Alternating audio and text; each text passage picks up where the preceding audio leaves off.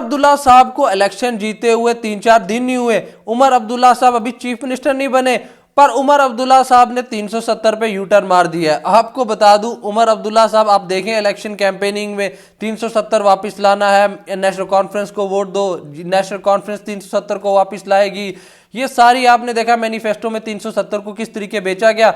उसके बाद जब इलेक्शन कैंपेनिंग हुई है तब यहाँ पे 370 और स्टेटहुड को बेचा गया। पर अभी देखिए आप कि उमर अब्दुल्ला साहब को जीते हुए 2-3 दिन नहीं हुए, अभी उमर अब्दुल्ला साहब चीफ मिनिस्टर नहीं बने, सरकार बनी नहीं है, उमर अब्दुल्ला साहब ने यू टर्न मार दिया 370 पे। उमर अब्दुल्ला साहब कहते हैं यहां पर 370 बीजेपी से वापस मांगना एक टाइप की फुलिश बात है, ये बेवकूफी की बात है कि यहां पर 370 आप उस पार्टी से मांगे वापस जिस पार्टी ने आपसे 370 जो है छीना है।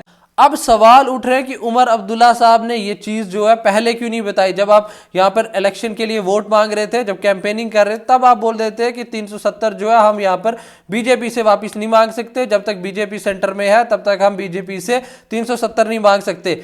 उमर अब्दुल्ला साहब ने यहां पर 370 पे वोट मांगे, स्टेटहुड पे वोट मांगे। अब जब ये जीत चुके हैं, ये आगे सरकार बनाने जा रहे हैं, अब उमर अब्दुल्ला साहब बोलते हैं कि हमारी अभी प्रायोरिटी 370 नहीं है, 370 को अभी साइड पे रखते हैं। तो उमर अब्दुल्ला साहब ने एक बहुत बड़ा धोखा जम्मू एंड कश्मीर के लोगों के साथ किया। आप यहां पे बोल रहे हो कि आर्टिकल 370 को अभी हम साइड पे रखते हैं, जब यहां पर सेंटर में गवर्नमेंट बदलेगी, कोई और गवर्नमेंट आएगी तो तब हम 370 मांगेंगे। अब देखिए आपकी कांग्रेस भी इनके साथ अलायंस पार्टनर है। कांग्रेस ने एक बार बोला हो कि 370 हम जो है वो वापिस देंगे। कांग्रेस ने एक बार भी, राहुल गांधी ने, कितने इनके बड़े लीडर से, एक ने बोला हो कि हम जम्मू एंड कश्मीर का 370 जो है वो वापस रिस्टोर करेंगे। कांग्रेस ये चीज जो है बोल नहीं सकती। आप देख ले 370 जो है वापस जो है अब नहीं हो सकता है, सुप्रीम कोर्ट की जो है वहां पर भी मोहर लग चुकी है। 370 अब जम्मू एंड कश्मीर में वापस लाना बहुत ही मुश्किल बात है। मुझे नहीं लगता कि ये इजीली यहाँ पर 370 वापस आएगा और कांग्रेस भी ये 370 वापस देगी। यहाँ पे एक सुप्रीम कोर्ट का जब फैसला आ चुका है, वहां पे स्टैंप लग चुकी है, तो 370 को वापस लाना बहुत मुश्किल काम है। और यहाँ पर नेशनल कॉन्फ्रेंस ये जानती है कि 370 वापस नहीं आ सकता है। यहाँ पर ये बोलेंगे हम लड़ेंगे, अगले 70 साल तक ये अपने मैनिफेस्टो में 370 लगाएंगे और उस चीज पे आप समझते रहना कि ये वोट मांगेंगे। 370 जो है अभी वापस आना बहुत मुश्किल है। मुझे नहीं लगता कि यहाँ पर कांग्रेस भी अगर आती है, यहाँ पर सरकार बनाती है कांग्रेस, और कांग्रेस यहाँ पे 370 जो है वापस देती है, ये आपको मैं अभी बता देता हूँ।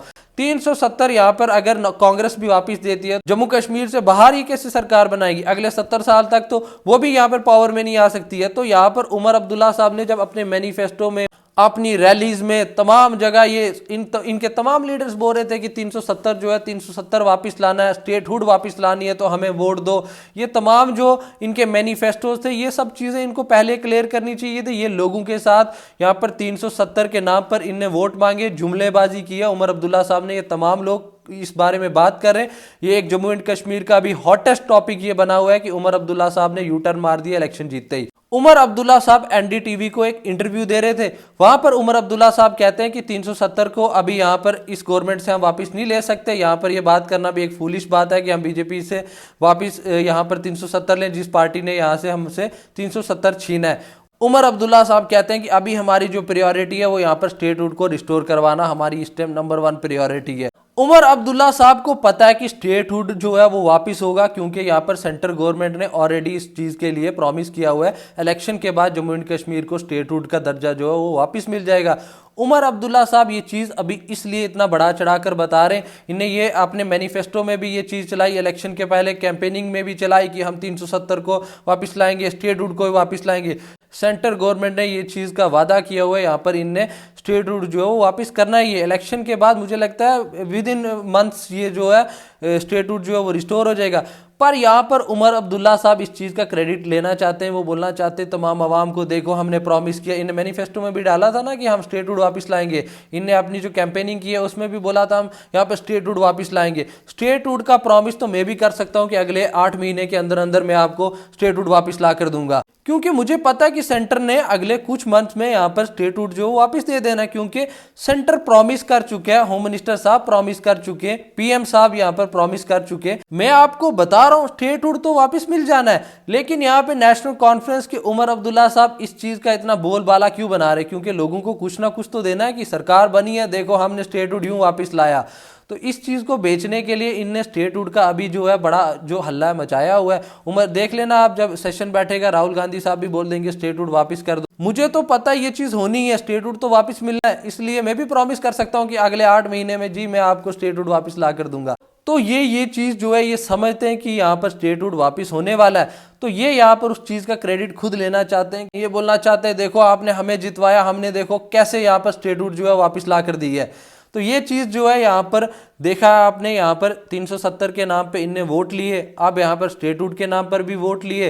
तो अब इनने यहाँ पर ये चीज जो है 370 को एक साइड पे रख दिया, बोला है कि यहाँ पर इस गवर्नमेंट से हम 370 वापस नहीं ले सकते, यहाँ पर फिर कोई सरकार कोई दूसरी आएगी, फिर हम इस बारे में उनसे टॉक करेंगे, बैठेंगे, इस इशू पे बात करेंगे। तो आपको बता दूं ये सब जो है जुमलेबाजी है, 370 वापस आना बहुत ज्यादा मुश्किल है। अब ये देख लेना आप, बार बार अपने मैनिफेस्टो में अगले 5 साल के बाद जब इलेक्शन आएंगे तब भी ये डालेंगे कि 370 को हम वापस लाएंगे। तो ये याद रखना आप कि 370 के नाम पर आपसे वोट मांगे जाएंगे, अभी भी मांगेंगे, आगे भी मांगे जाएंगे। तो यहाँ पे आप समझ लें कि उमर अब्दुल्ला साहब का जो यू टर्न हो गया ये अगले 5 साल तक चलेगा। नेशनल कॉन्फ्रेंस अब 370 को भूल जाएगी, नेशनल कॉन्फ्रेंस बीच बीच में बातें करती रहेगी कि हाँ जी हम लड़ेंगे 370 के लिए, लेकिन 370 की बात ये मुझे नहीं लगता कि किस तरीके 370 का बोल रहे थे। हमारे पास रोड मैप है, वो रोड मैप इनके उमर अब्दुल्ला साहब ने बता दिया है कि यहाँ पर बीजेपी से हम ये 370 की बात नहीं कर सकते, 370 हम इनसे नहीं वापस ले सकते। तो ये हर चीज़ जो है वाज़िया तौर पे क्लियर होगी, आपको दिख रही है, आप देखते जाएं आगे आगे जम्मू एंड कश्मीर की सियासत में क्या क्या होता है। यहाँ पर नेशनल कॉन्फ्रेंस के मैनिफेस्टो में कुछ प्रोमिसेस इनने जो किए वो मुझे अच्छे भी लगे, और उस चीज़ पे हम बात करेंगे और इनको याद दिलाएंगे कि आप लोगों ने यहाँ पे 2-3 पॉइंट्स और रखे, इन पे आप क्या करोगे, कब तक आप इंप्लीमेंट करोगे, उस हवाले से इनसे सवाल करेंगे। बाकी आप सबकी इस पे क्या राय है, क्या 370 को जम्मू एंड कश्मीर में नेशनल कॉन्फ्रेंस ने बेचकर यहाँ पर वोट लिए, इस हवाले से आप कमेंट करें। और क्या आपको लगता है कि उमर अब्दुल्ला साहब ने यहाँ पर जो यू टर्न लिया ये इनको नहीं लेना चाहिए था, इनको पहले यहाँ पर बता देना चाहिए था कैंपेनिंग के टाइम में भी कि हम बीजेपी से अगले 5 साल तक जब तक उनकी सरकार है यहाँ पर हम 370 वापस नहीं ला सकते, चाहे इस 5 साल तक बीजेपी की आगे सरकार रहेगी, तो चाहे उससे आगे भी यहाँ पर बीजेपी की सरकार रहेगी, तो तब तक हम यहाँ पर 370 वापस नहीं ला सकते। ये चीज़ इन्हें वाज़िया तौर पे पहले बता देनी चाहिए थी जो आप ये बता रहे हैं। बाकी आपका इस पे क्या कहना है कमेंट करें, ज़रूर अपनी राय रखें। बाकी आप सबका बहुत बहुत शुक्रिया मेरी ये वीडियो देखने के लिए।